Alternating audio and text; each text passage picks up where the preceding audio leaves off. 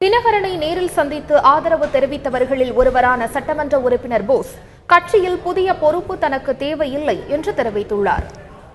நான் எனக்கு உதவி கொடுத்தேன்னு சொல்லலை, எனக்கு தெரியவும் தெரியாது. திடீர்னு டிவி பார்க்குறம்போது டிவியில் போட்டிருக்கதாக எல்லோரும் சொன்னாங்க. ஆனால் எனக்கு உடல்நிலை சரியில்லாததுனால நான் ரெஸ்ட்டில் இருக்கிறேன். நான் எந்த பதவியிலும் போய் அந்த செயல்படுறதுக்கு முடியாத காரணம். ஆகவே இதை நான் விரும்பலை. வேண்டாம் சொல்லுவீங்களா? இல்லை, அப்போ நீங்கள் இந்த பதவி உங்களை இல்லை, இந்த பதவியை அவங்க உங்கள்கிட்ட கேட்டு போட்டாங்களா? இதை கேட்கல. இன்னைக்கு அதிமுகவில் ஒரு பதவி வர்றதுங்கிறத எத்தனை பேர் நிர்வாகிகள் உழைத்து காத்துட்டு இருக்காங்க. ஒரு சின்ன ஒரு கிளைக்கழக செயலாளர் பதவி வருமா அப்படின்னு இயங்கிய காலங்கள்லாம் இன்ன வரைக்கும் இருக்கு. ஆனால் உங்களுக்கு ஒரு மாநில லெவலில் ஒரு பதவி போட்டுமே நீங்கள் ஏன் அதை ஏற்றுக்கிற மாதிரி இருக்கு?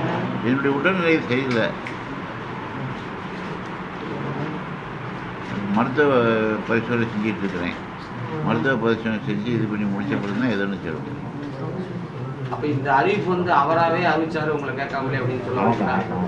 அந்த பதவி உங்களுக்கு வேணாம், அந்த பதவி வேணாம், இந்த பதவி என்னால் அதை செயல்படுத்த முடியாது, அதனால எனக்கு வேணாம்.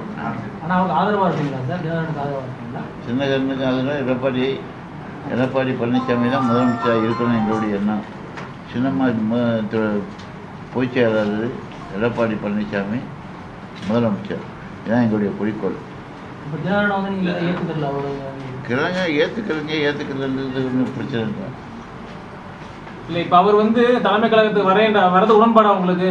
அது நமக்கு அந்த உடன்பாடு இருக்குது இல்லைன்றது நம்ம சொல்றதுக்கு லாயக்கு இல்லை, அதிகாரம் இல்லை.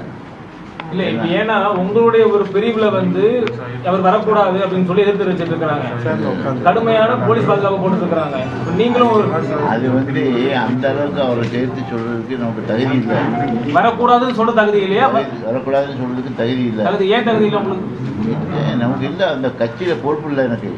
நான் எம்எல்ஏ தான், சட்டமன்ற உறுப்பினர், மக்களால் தேர்ந்தெடுக்கப்பட்ட சட்டமன்ற உறுப்பினர்.